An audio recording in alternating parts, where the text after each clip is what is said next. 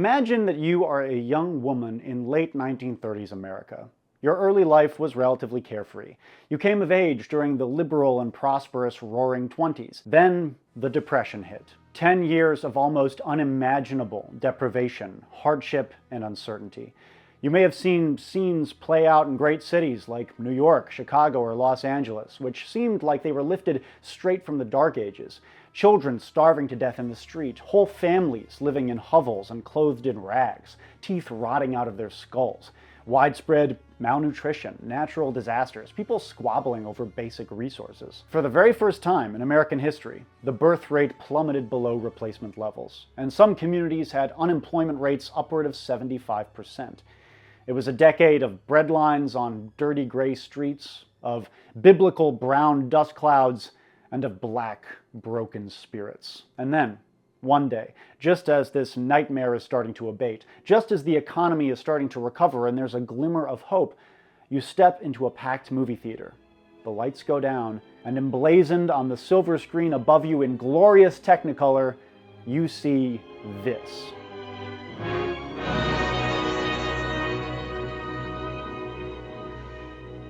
God is my witness. As God is my witness, they're not going to lick me. I'm going to live through this, and when it's all over, I'll never be hungry again. As God is my witness, I'll never be hungry again.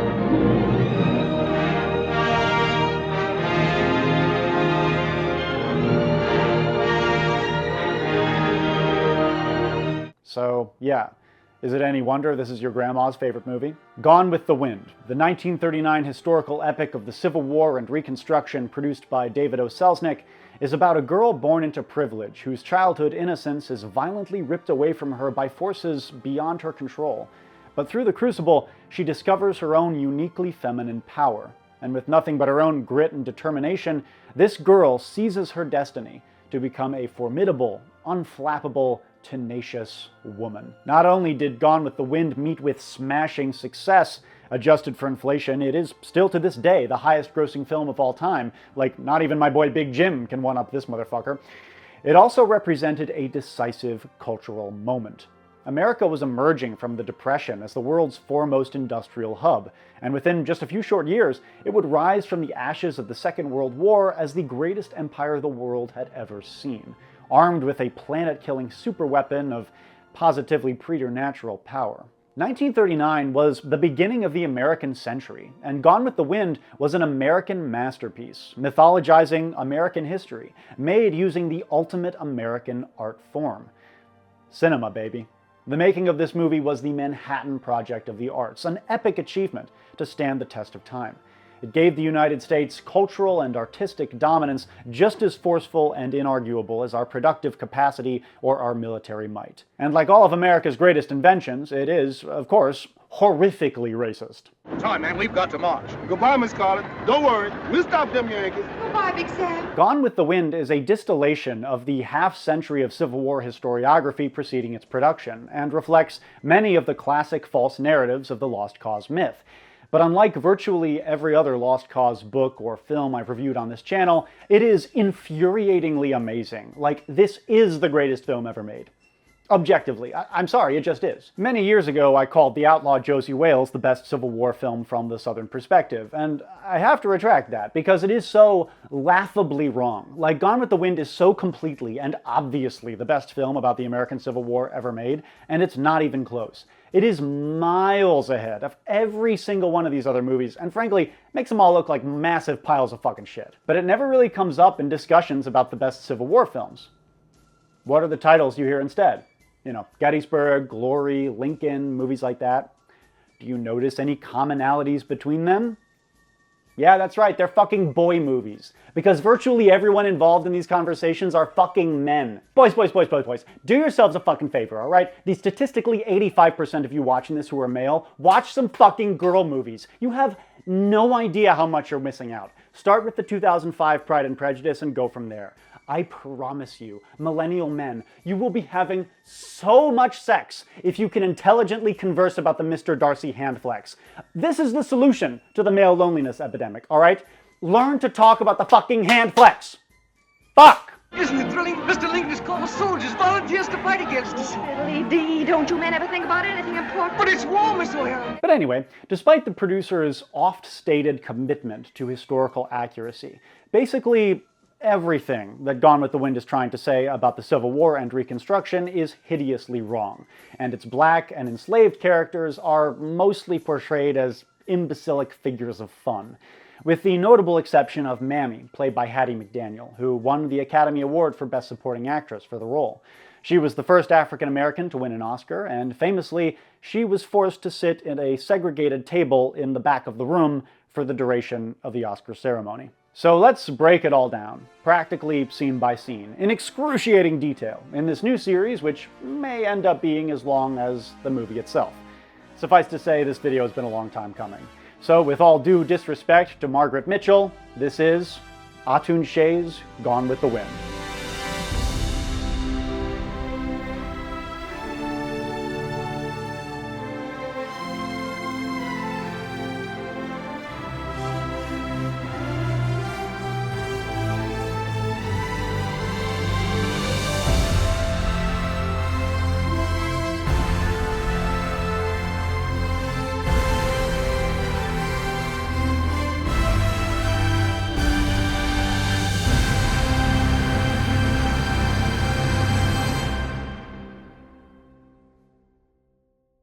Gone with the Wind, the novel, was published in 1936 to immediate commercial success, critical acclaim, and a firestorm of controversy.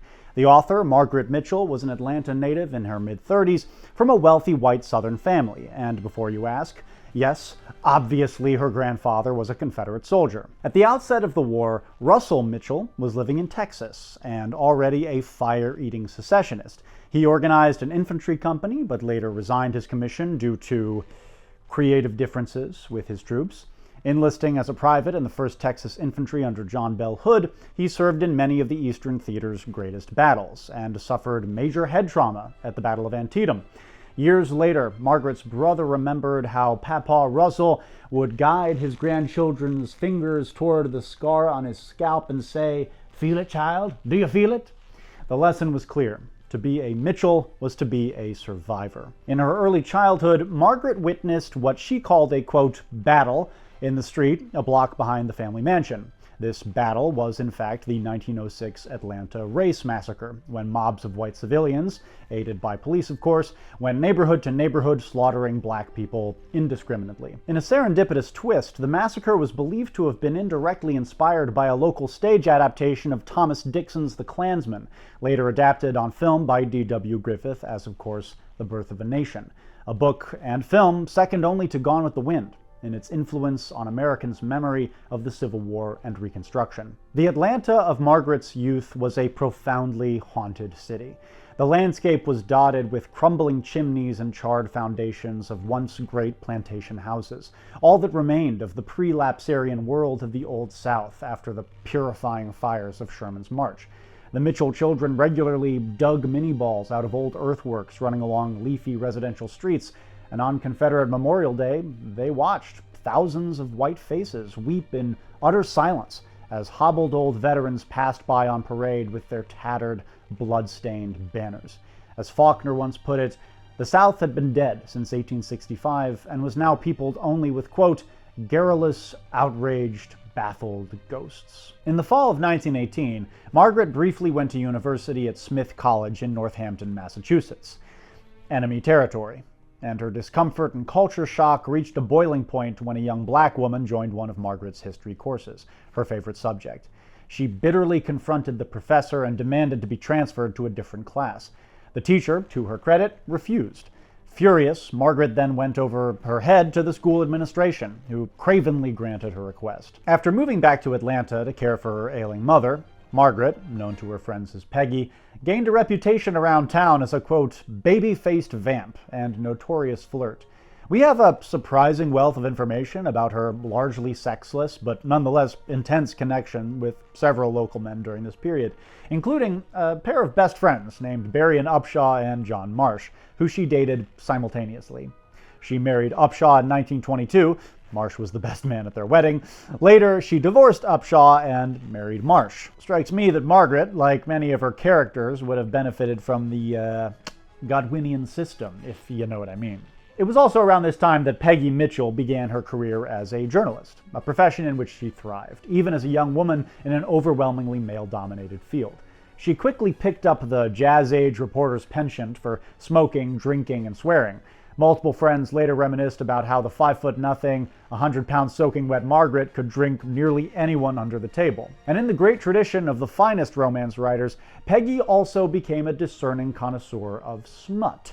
She delighted in perusing, quote, dirty bookstores and gathered a large collection of what one biographer hilariously called, quote, high cultural pornography. Her favorite of these was an anecdote reported in a book by renowned sexologist Havelock Ellis, who had published the first English-language study of homosexuality in 1896. The story told of the literally hundreds of sexual conquests of a British Army officer across 3 continents without, quote, respect to sex or species. After marrying Marsh in 1926, Margaret was disabled by chronic pain from an ankle injury that kept her confined to the house, where she spent most of her time reading fiction. Her personal correspondence in this period is full of lively literary critiques. She loathed the sexual politics of the chick lit of the time, particularly sappy English romance novels, which always seemed to feature these absurdly idealized men and passive, obsequious women whose sexual experiences, occurring tastefully off-screen, of course, inevitably and immediately resulted in reproduction. In one letter lambasting these novels, she joked that an entrepreneur selling birth control could start with, quote, a shoestring in England and clean up more than a realtor in Florida. During her recovery, Margaret read thousands of books. So many, in fact, that Marsh increasingly had trouble finding new ones in the libraries and bookstores of Atlanta. So he bought his wife a typewriter instead, and encouraged her to write a book. Over the next 3 years, Margaret wrote Gone with the Wind with all the secrecy and low expectations of an AO3 fanfic. It was simply a hobby, something to do to pass the time, and her friends would jokingly ask her how the great American novel was coming along. Eventually, her ankle began to feel better, she was able to walk again and go out on the town, and so she put the manuscript away and forgot about it. Until 1934, when Harold Latham, the editor-in-chief of the Macmillan Publishing Company, came to Atlanta on a scouting trip and was introduced to Margaret via a mutual friend. At this point, no one but Marsh had actually read the book, but as the friend pitched to Latham, if she can write the way she talks, it should be a honey of a book. Margaret was convinced that the manuscript was a bit of a dumpster fire, and handed it over to Latham only reluctantly. But from his first cursory reading, Latham knew he had a bestseller on his hands, and after a period of revision and historical fact-checking, yes, I know, and we'll get to that, Gone with the Wind was set to be published in June 1936.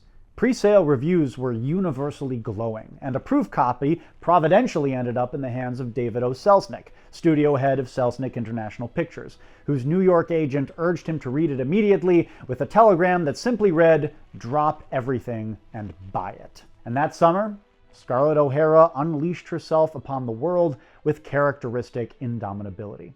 Within 6 months, Gone with the Wind had sold more than 1 million copies.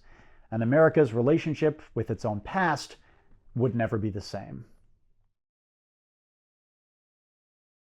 Hey, so this is a periodic reminder that if you appreciate what we do here at Atun-Shei Films, consider supporting us on Patreon. Gone with the Wind, the film, entered production on the night of December 10th, 1938. The Selznick backlot in Los Angeles, nicknamed 40 Acres, was full of old sets from previous productions, including King Kong.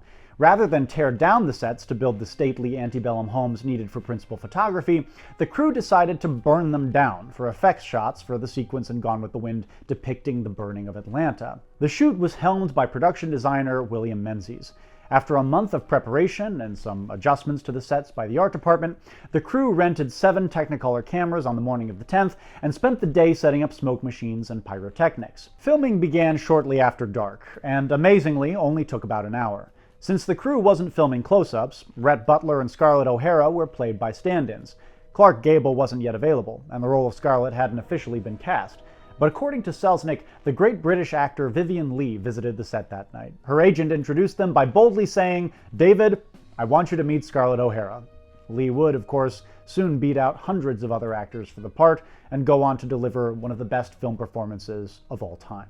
The casting of Mitchell's iconic heroine had been a source of intense public scrutiny, as had virtually every aspect of the production. It was comparable to the anticipation of the Harry Potter movies in the late 90s and early 2000s. Everyone knew that this would be the cinematic event of the decade, and Americans of all stripes sensed that Gone with the Wind would define the Civil War and Reconstruction in the popular imagination. History written with lightning, for better or for worse. Selznick's office was flooded with mail from people making inquiries into and demands of the production. Southerners wrote in warning to boycott the film if the accents were inauthentic. Random women, who were not trained actors at all, wrote in arguing that because they personally identified so strongly with Scarlett as a character, that only follows that they should then play her on screen. Shortly before principal photography started in January 1939, a Florida chapter of the Daughters of the Confederacy sent an acerbic telegraph promising to withhold their patronage should anyone other than a native-born Southern woman play Scarlett O'Hara. And as early as October 1936, a deluge of letters were coming in from activist groups in New York and Philadelphia, including the incredibly punk rock-sounding League Against War and Fascism, alleging that the source material was, quote, un-American, anti-Semitic, anti-Negro, reactionary, pro-Ku Klux Klan, pro-Nazi, and fascist. Selznick, being Jewish and a minority himself, insisted that these letters be individually replied to. "You may be sure," his staff wrote, "that the treatment of the Negro characters will be with the utmost respect for this race."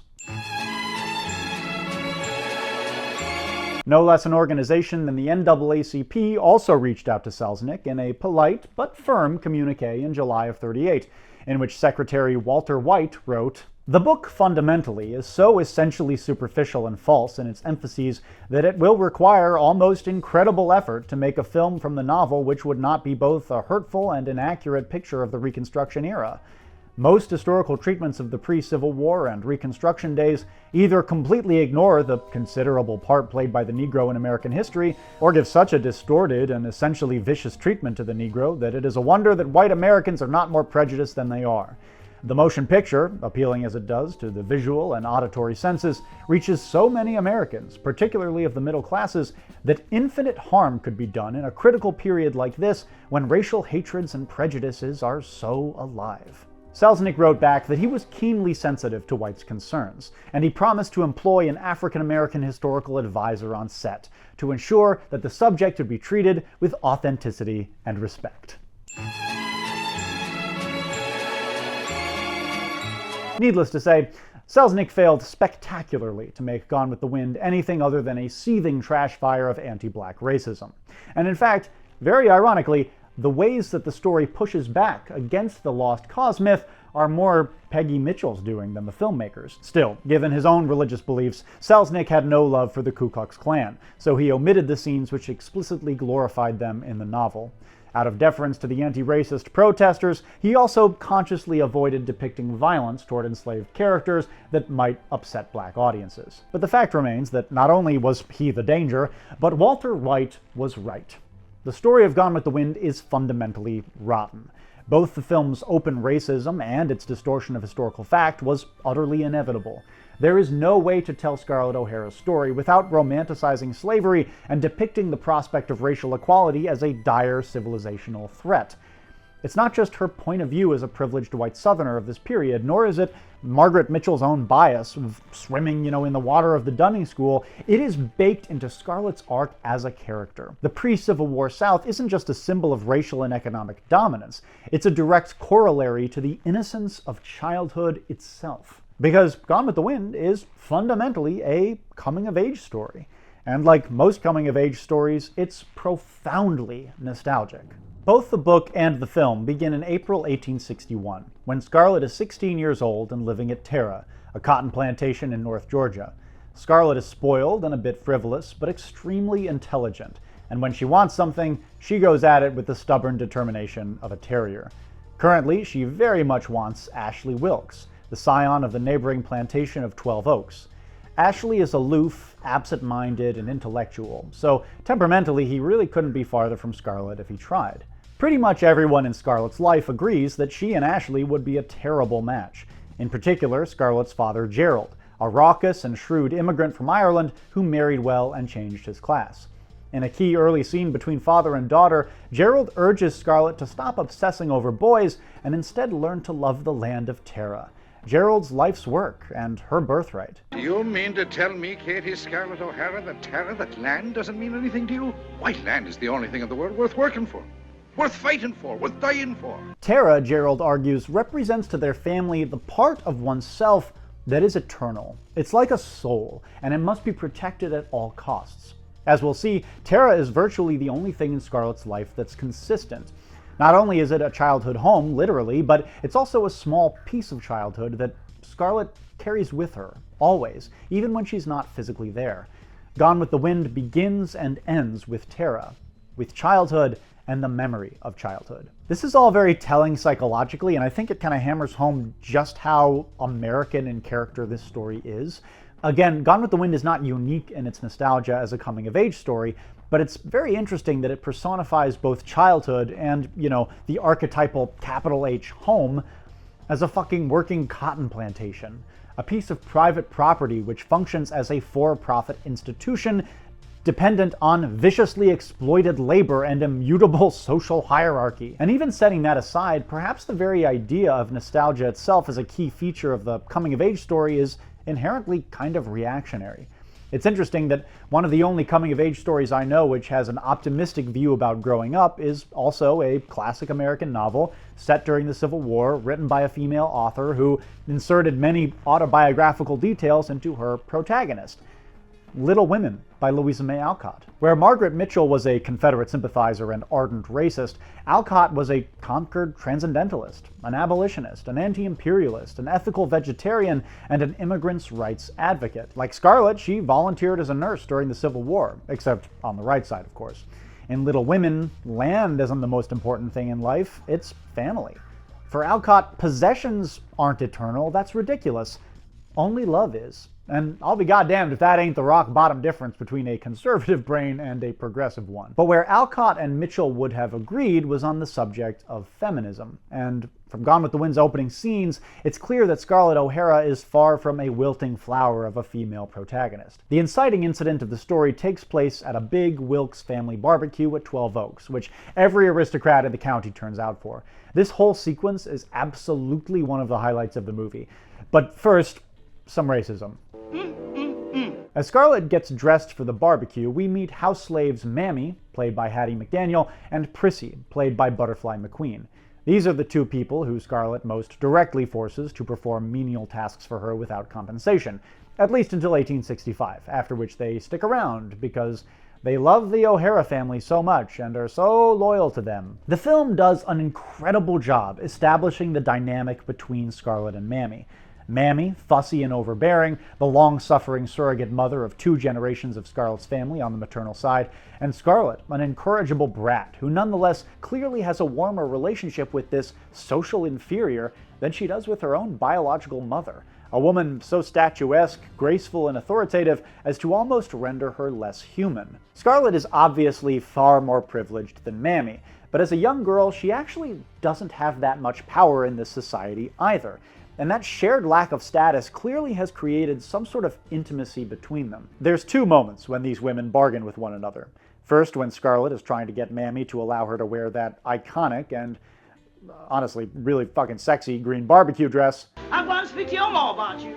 If you say one word, Mother, I won't eat a bite. Well. And again, when Mammy turns the tables on her, prodding the open wound of her unrequited love for Ashley. What gentleman says and what they thinks is 2 different things. And I ain't noticed Mr. Ashley asking for to marry you.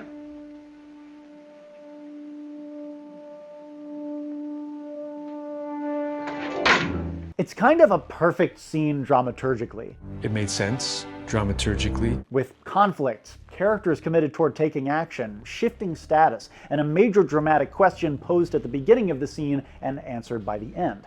The scene itself has kind of a mini 3-act structure of its own. Rising action, a climactic moment, a resolution. Anyway, it's fucking amazing, and nobody knows how to make movies anymore. It also, in my view, does a very good job representing what this sort of relationship would have looked like historically, just from the wrong perspective. Slavery was always enforced through violence, but sometimes that violence was hidden, implicit, indirect.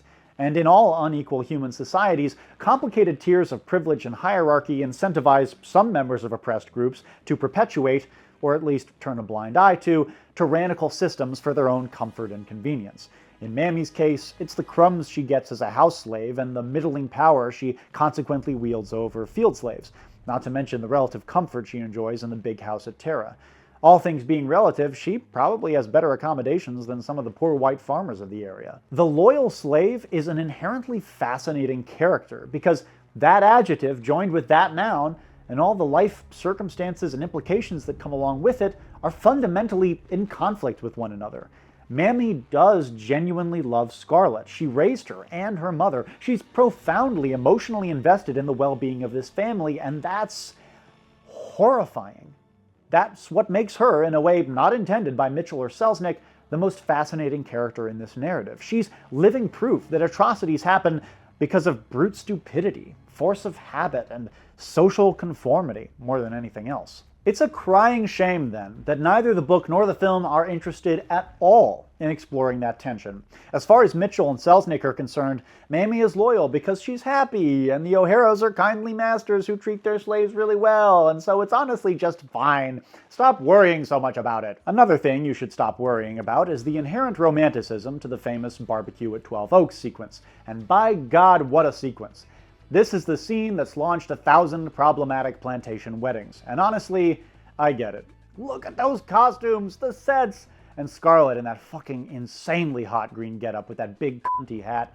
And in blazing Technicolor too. It's perfect. It's a perfectly cinematic sequence. Just look at Scarlett pulling up at 12 Oaks like she owns the place. Right away, we get an absolutely iconic line of Southern Belle sass when she greets India, Ashley's brother. India Willis, what a lovely dress. Just can't take my eyes off it. Ouch! Southerners will understand just how savage that comment is. Holy shit. Oof! We then meet Melanie Hamilton, Ashley's cousin, played by the absolutely incomparable Olivia de Havilland, in one of the most hilarious character introduction shots of all time. Okay, Olivia, you turn and then you hit your mark. We want to make sure the audience registers that you're an important character. Okay, say your line, very good, and move out of frame. Okay, cut. Hit your mark and say your line. That's literally what acting's all about, folks.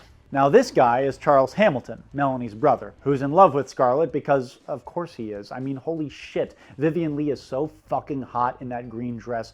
Oh my god. Oh shit. You know, you can get the green barbecue dress online for like less than $100. Hey, so I've got a present for you.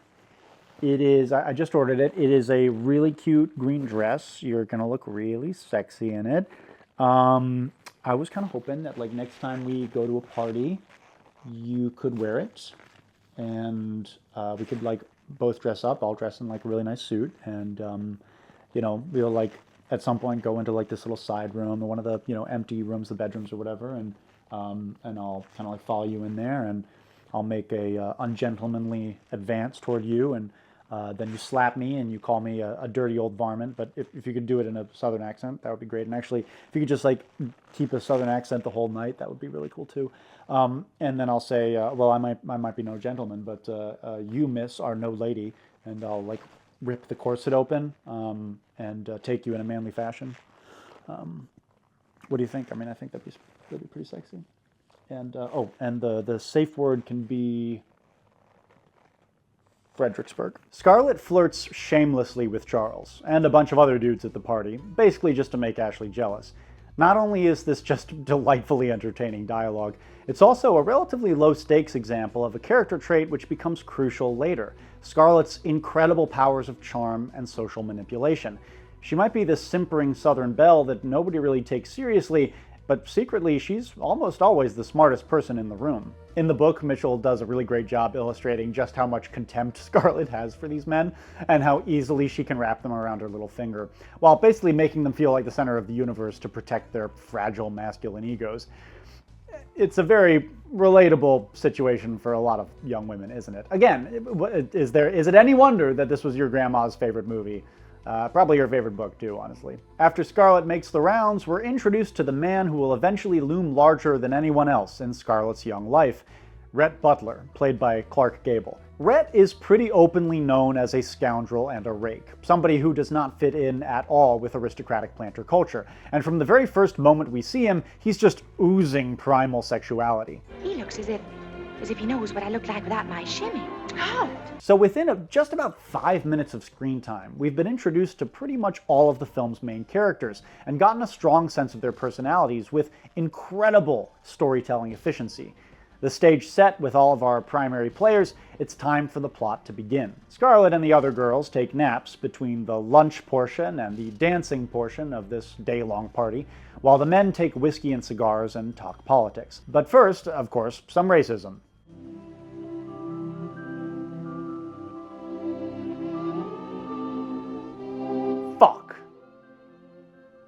Fuck. Anyway, moving on. The whiskey and cigar scene somewhat famously complicates the charges of lost causerie often leveled at the film and the book. While it's undeniable that Gone with the Wind is extremely racist, you'll have a much harder time arguing that it's pro-Confederacy. Remember, of course, that we're joining our characters in April 1861, right after Fort Sumter, so this is the do-or-die moment of the secession crisis. One Southerner can lick 20 Yankees. Why, we'll finish him in one battle. Gentlemen can always fight better than rattle. Yes, gentlemen always fight better than rabble. The fire-eating secessionists in this scene are pretty clearly portrayed as braggarts and fools, blinded by their own privilege and arrogance. Ashley and Rhett are the sole voices of reason, and while Ashley merely expresses vague anti-war sentiment, Rhett lays out with merciless hard-headedness the reality of the situation. There's not a cannon factory in the whole South. What difference does that make, sir, to a gentleman? I'm afraid it's going to make a great deal of difference to a great many gentlemen, sir. Are you hinting, Mr. Butler, that the Yankees can lick us? No, I'm not hinting. With dialogue taken almost word for word from the book, this is Mitchell's boldest salvo against lost cause orthodoxy. Not so much that the piddling industrial capacity of the South makes the war hopeless, an argument which has been made for centuries by Lost Cause writers eager to exaggerate Confederate military prowess, but that the dream of Southern independence is born out of hopelessly naive slaver affluenza. That this surprisingly pessimistic attitude should come exclusively from Rhett, a pariah of polite Southern society, and Scarlett, whose girlish preoccupations make her utterly indifferent to the political upheaval swirling around her, is no accident, and we'll discuss why later. Much later. For now, let's return to Scarlett, who, after listening in to the men's conversation, lures Ashley into the 12 Oaks library to confess her love for him. Oh, Ashley, I love you. Ashley, I love you. Oh, can't we go away and forget we ever said these things? Oh, can't we go away and forget we ever said these things? So it turns out that her great romance with Ashley exists almost entirely in Scarlett's head. Ashley is attracted to her, but he's betrothed to his cousin Melanie, and refuses to betray her. The Wilkses have traditionally always married their cousins. It has to do with this whole elaborate backstory of how they escaped the doom of old Valyria before settling in Georgia, but you know, that's not important right now. Scarlett takes it quite badly, and then this happens. Sir, you should have made your presence known. In the middle of that beautiful love scene? Hilarious! What an incredible fucking line. They just don't make them like they used to. I'm sorry. All you motherfuckers insisting the Odyssey is some kind of masterpiece. How embarrassing. Watch some old movies. You don't know what you're missing. So Rhett correctly divines that, like him, Scarlett really doesn't fit into this rigid high-class society. I mean, think about it. For a young woman to actively pursue a man like she's just done with Ashley is really unusual and improper for this time and place. And Rhett is kinda into it. I hope to see more of you when you're free of the spell of the elegant Mr. Wilkes. So again, with just a wonderful economy of storytelling, we're thrust right into the love triangle which will dominate the narrative. And these three, Scarlett, Ashley, and Rhett, have on some level defined the romance genre ever since. I mean, think about it. Can't you see adumbrations of Edward and Jacob here? Bill and Eric? Like, so many romance novels and films have a female protagonist torn between two men. One who's the kind of guy you take home to your parents, and one who's kind of a bad boy. And part of the fun is putting yourself in the protagonist's shoes and thinking, oh, you know, who would I want to be with? And the correct answer is obviously Rhett Butler. After Scarlett storms from the library in a huff, Destiny finally crashes in on this little drama of reprised love. Isn't it thrilling? Mr. Lincoln has called us soldiers, volunteers to fight against us. Fiddly dee, don't you men ever think about anything important? But it's war, Miss O'Hara. The Civil War breaks out, and every man at the party, except for Rhett Butler, of course, runs off to enlist in the Confederate Army. Meanwhile, clueless-ass Charles Hamilton corners Scarlett and asks for her hand in marriage. I think you're the most beautiful girl in the world. And the sweetest, the dearest. I love this. He clearly doesn't know her at all, and has, like, very little interest in getting to know her. Nobody who really understands Scarlett O'Hara would call her the sweetest and the dearest. Like, this guy is so fucking stupid and congenitally incapable of picking up on social cues from women. So, you know, he's a very typical man. He's an ordinary man. And all broken up over Ashley, Scarlett impulsively agrees. Yes, Mr. Hamilton. I will. You will? You'll marry me? You'll wait for me? Oh, I don't think I'd want to wait. So Charles marries Scarlett, goes off to war, and immediately dies.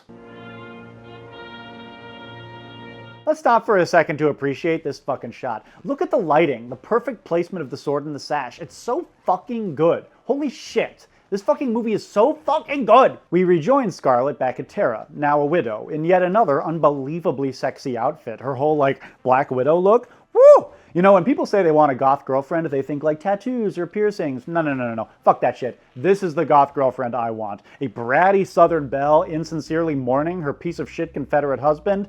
Yes, please. I'll cook you while you lie helpless in your grave, Johnny Reb. See if I won't. Going through the motions of all that's socially expected of a widow is boring Scarlett to tears. So to give her a little bit more excitement, her mother sends her to Atlanta to live with Charles's relatives, including, of course, Melanie. In another example of the unique conspiracy that exists between them, Mammy knows exactly why Scarlett finds this prospect so appealing. You know what trouble I was talking about? I was talking about Mr. Ashley Wilkes. He'll be coming to Atlanta when he gets his leave, and you sitting there waiting for him just like a spider. Sometime after Scarlett gets to the city, she attends a bazaar raising money for the local field hospital, and once again can't help but strain against the strict gender norms of antebellum society. For a widow to appear in public at a social gathering, every time I think of it, I feel faint. But Aunt Judy, you know Scarlett came here only to help raise money for the cause. I love how G&E just shoved a light bulb right into Scarlett's dress. You know, today DPs would be ripping their hair out trying to figure out, you know, oh, how is this lighting motivated? How is this lighting motivated? Who fucking cares? I just need to be able to see what's going on in the scene, and my eye needs to be drawn to the thing that I'm supposed to be looking at. How is this lighting motivated? That question has set filmmaking back to the fucking Dark Ages, and now everything looks like softbox, House of the Dragon ass, flavorless oatmeal. Lighting these days looks like fucking shit. Watch old movies. The Bazaar sequence, which was actually filmed twice by two directors, first by George Cukor, who Selznick later fired, and then again by Victor Fleming, is a masterclass in historical fiction writing. The macro story of the Civil War intertwines perfectly with the micro story of Scarlett and our other fictional characters. This is the only scene in the film which shows the Confederacy at its height. We hear about Lee's great victories in Virginia, see the pomp and circumstance of the planter class still in full swing, but at the same time, there are throwaway lines which are more foreboding. Dr. Meade, the head physician of the field hospital, at one point introduces Rhett to the bazaar as Captain Butler, revealing that he's become this celebrated blockade runner, and he mentions that Rhett has brought from Europe the fine clothes that Atlanta's high society is wearing tonight. Already, the economic engine underpinning the Old South's prosperity is getting slowly strangled by Union ships and wartime deprivation. And this little detail gives us some of the scene's best character moments. A Confederate soldier goes around with a collection basket, asking ladies to give up their jewelry for the cause, and Melanie selflessly gives up her wedding ring.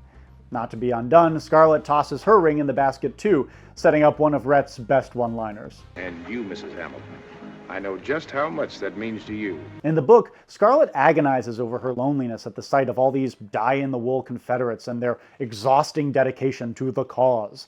She even mentions how the portrait of Jeff Davis and Alexander Stevens at the front of the room look like altar pieces, and how the people around her are talking about these two as though they're 2/3 of the Trinity. Think about that. It's the only scene in the story showing a triumphant, confident Confederacy, and through Scarlett, Mitchell is emphasizing just how fucking ridiculous it all is. Rhett gets a moment alone with Scarlett and rescues her from her isolation. But you are a blockade runner. For profit, and profit only.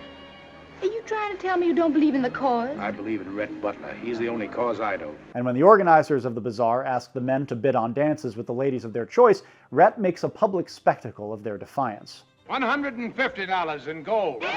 For what lady, sir? For Mrs. Charles Hamilton. Mrs. Hamilton is in mourning, Captain Butler. She will not consider it, sir. Oh, yes, I will. And while I certainly wouldn't call Rhett Butler some sort of secret feminist, which again we will get to later at length, what makes him such an effective romantic lead in this moment is the fact that he correctly identifies Scarlett's objective as a character, then removes the obstacle preventing her from reaching that objective. He's really the only person here treating her like an actual human being, instead of the platonic ideal of a swooning Confederate widow. And in these elegantly operated close-ups, Rhett says one of the hottest lines in the whole movie. Don't start flirting with me. I'm not one of your plantation beaux. I want more than flirting from you. Whew. Gracious. That would work on me. Over the next several months, Scarlett and Rhett spend more and more time together, and their relationship matures. In the book, Rhett makes it very clear that he's basically just doing all that blockade running to fleece the planter class of as much money as possible before it collapses. This is his little revenge for the social rejection that he experienced at their hands. While Scarlett, something of a pariah herself after her flagrant display at the bazaar, begins to find it harder to maintain the fiction of her identity as a pliant Southern belle. The film condenses several of their meetings in the book, meant to take place over 1862 and 63, into just one scene, where Rhett brings Scarlett some of the latest fashions from Paris. There's a great beat where Scarlett pretends to put a bonnet on incorrectly to gauge Rhett's reaction. How do I look? Awful. Just awful. Why, what's the matter? This war stopped being a joke when a girl like you doesn't know how to wear the latest fashion. Oh, Red. Let me do it. It's a quick little moment, but it's just another example of how strong a female character Scarlett is.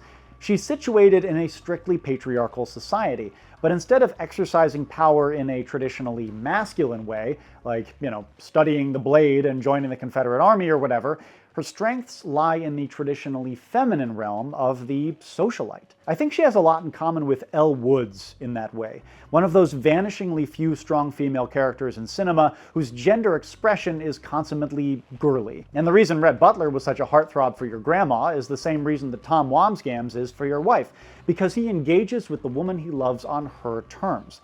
Like at the end of Succession, when Tom confesses his love for Greg outside, in nature, which throughout the whole movie has been Greg's favorite place, the place in which she feels most comfortable.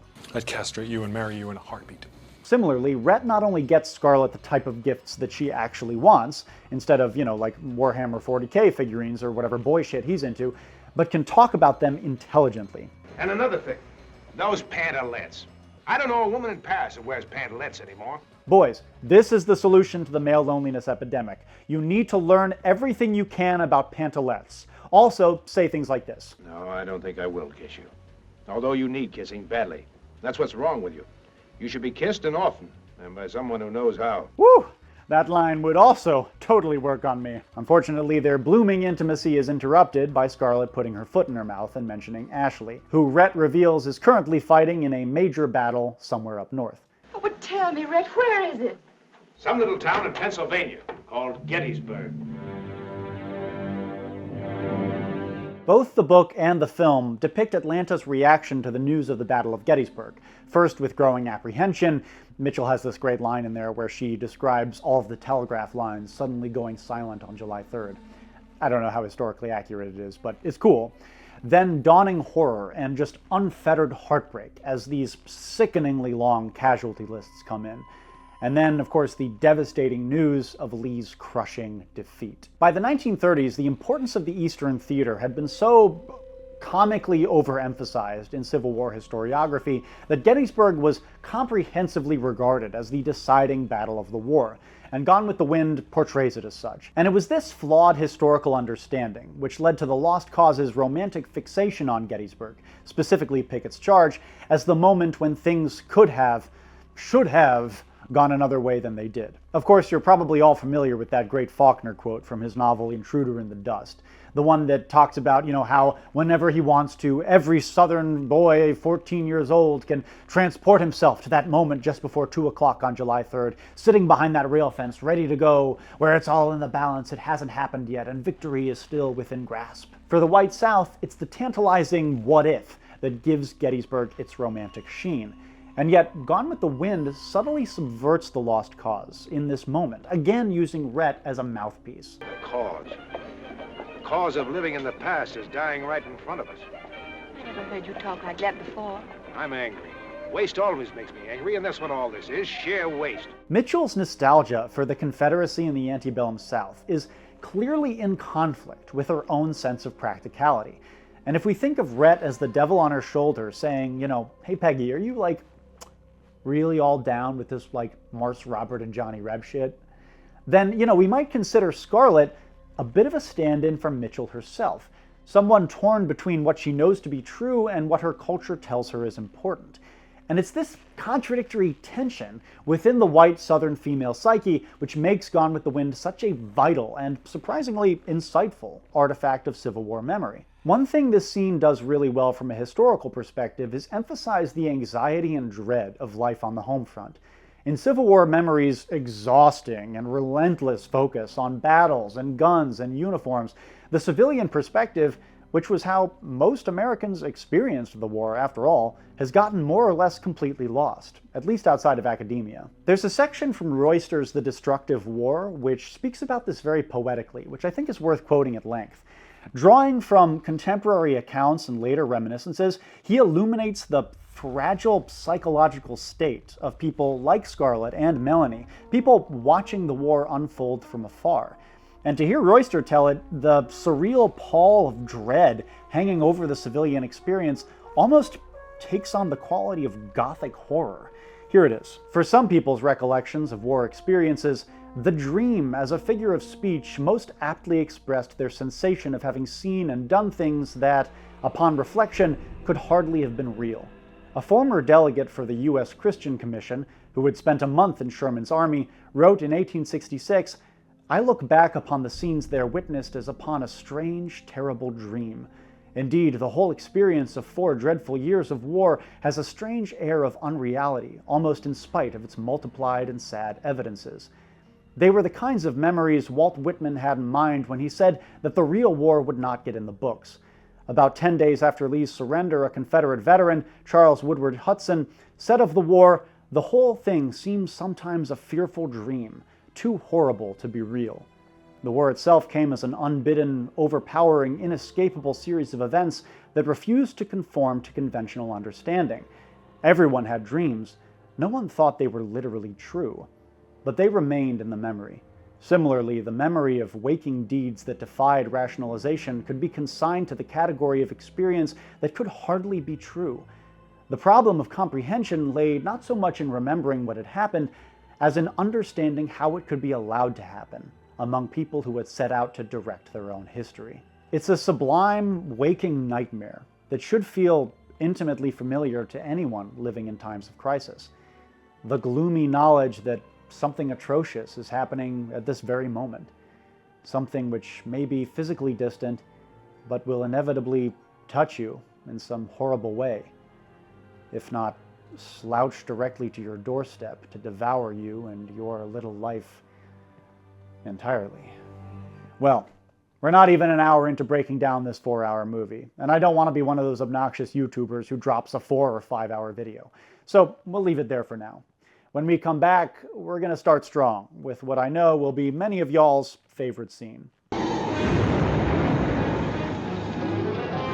But in the meantime, this analysis will be continued in part 2. So, I must admit I have a bit of an ulterior motive for making a Gone with the Wind video essay.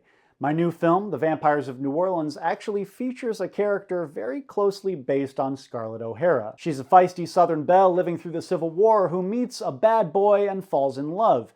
But unlike Rhett Butler, this particular man is, how shall I put it, a bit dead.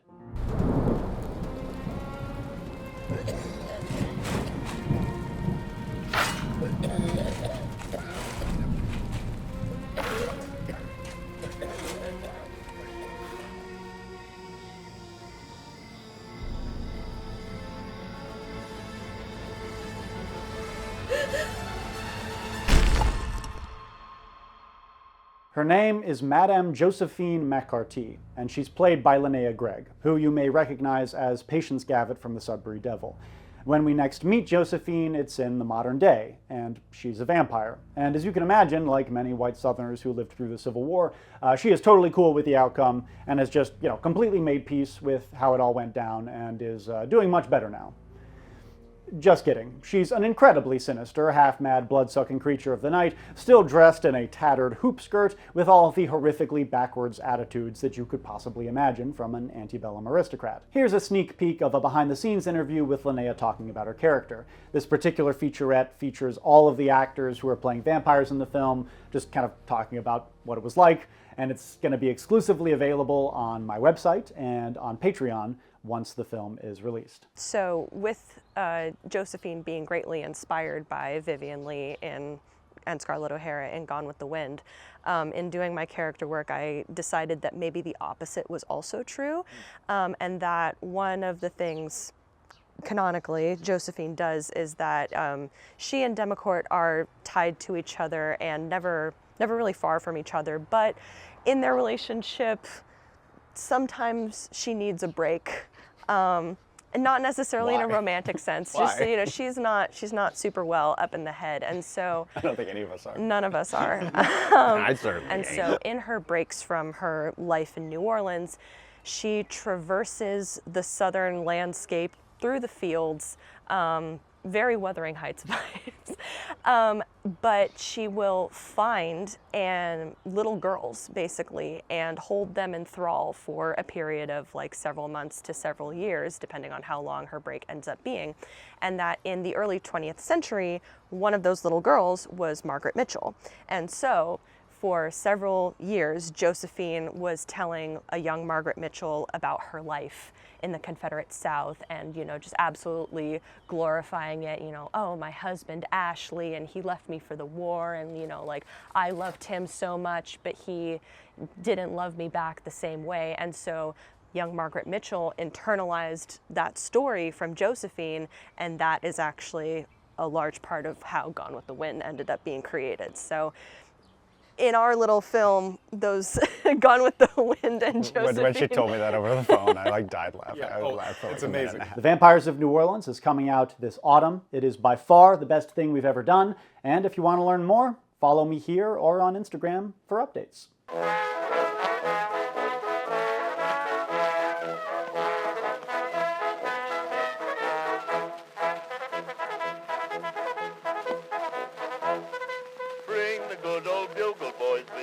Another song. Sing it with a spirit that will start the world along. Sing it as we used to sing it 50,000 strong while we were marching through Georgia. Hurrah, hurrah, we bring the jubilee. Hurrah, hurrah, the flag will make you free. So we sang the chorus from Atlanta to the sea while we were marching through Georgia.